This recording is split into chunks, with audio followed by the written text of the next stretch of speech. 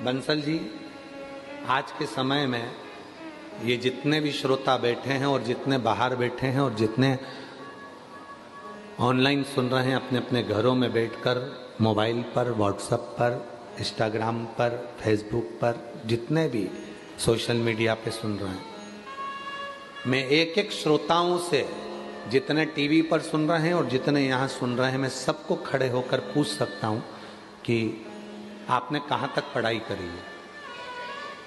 बुजुर्ग माताएं भी कह देगी कि मैंने भी कहीं 8वीं पढ़ा होगा, 5वीं पढ़ा होगा, 6ठी पढ़ा होगा, 7वीं पढ़ा होगा।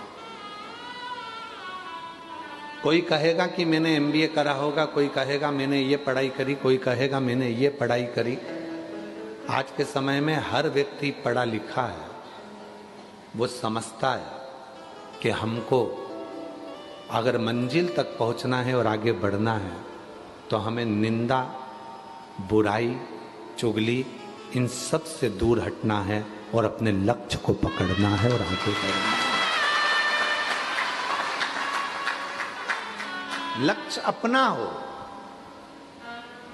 अमृत कहां मिलेगा, ये पार्वती जी पूछ रही हैं। समुद्र में अमृत है। शिव जी कहते हैं अगर समुद्र में अमृत होता तो समुद्र खारा ही नहीं होता। मंथन समुद्र में भी नहीं। तो वो जो अमृत मंथन हुआ था, वो अमृत जो निकला था, वो क्या है?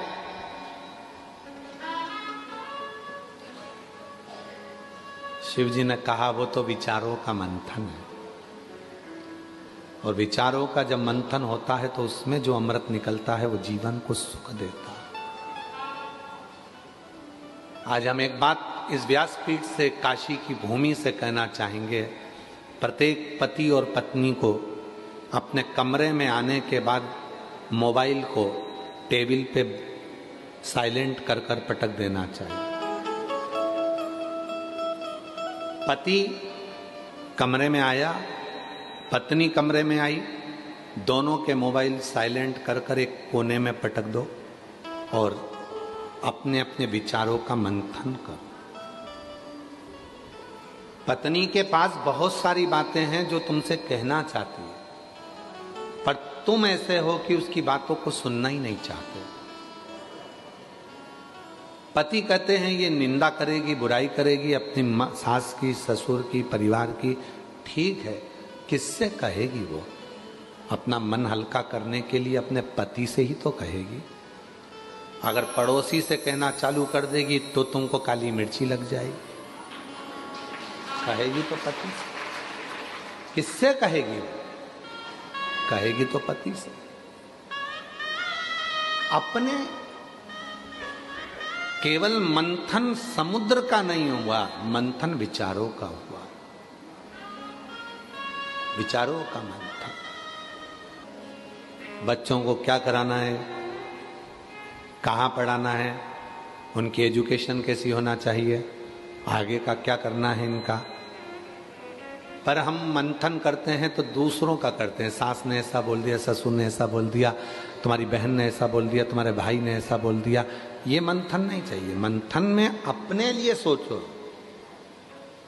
अपने बच्चों के लिए सोचो,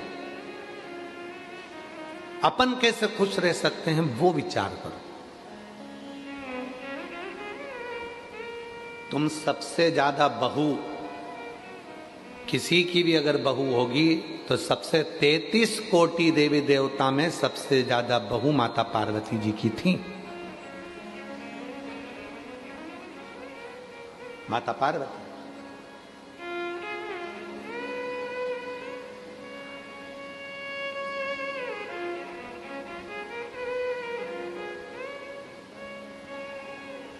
कई माताएं कह देती हैं कि हम हमारी बहू को निभा रहे हैं, बहुएं कहती हैं हम हमारी सास को निभा रहे हैं। मेरी जीजियों, कोई किसी को नहीं निभा रहा, समय चक्र निभा कर चल रहा है और तुम उस परिधि के अंदर चल रहे हो। निभाना किसको कहते हैं? कभी विचार करना माता पार्वती जी की बहुओं को देखकर।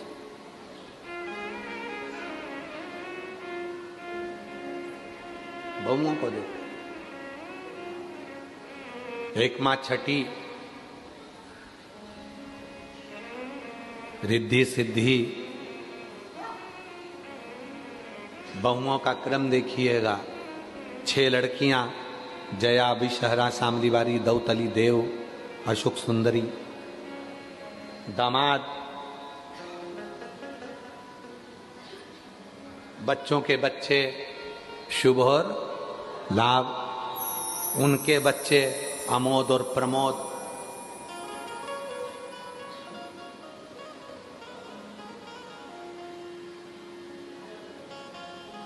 फिर उनके बच्चे आनंद और कीर्ति। दादा परदादा बनकर भी अपनी बहुओं को निर्वाह कर रही है मां। क्यों? क्योंकि मंथन पति और पत्नी में है, विचारों का हो, तो वहां विवाद नहीं होता।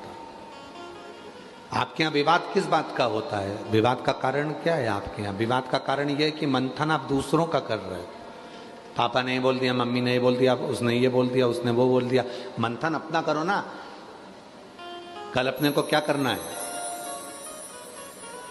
आगे कैसे बढ़ना है, बच्चों को एजुकेशन कराना है तो उसकी लाइन पकड़ाना है, उसको वो पढ़ना चाहता है, उसको पढ़ाना है। मंथन करो कि कल कमाई कैसे करेंगे, बच्चों को कैसे पढ़ाएंगे। मंथन वो नहीं है कि अपनी हिम्मत को हार देना, विष निकाल लेना, इसको मंथन नहीं कहा गया।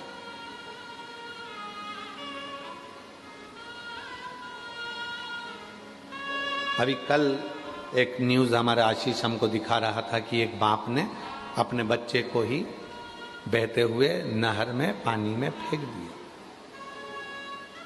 मां अपने एक बच्चे को लेकर चली गई, बाप के पास एक बच्चा रह गया, दोनों में लड़ाई झगड़ा चल रहा था और बच्चे से क्या तुमने निकाला? ये अमृत नहीं है, ये विष है, इसको अमृत नहीं कहेंगे।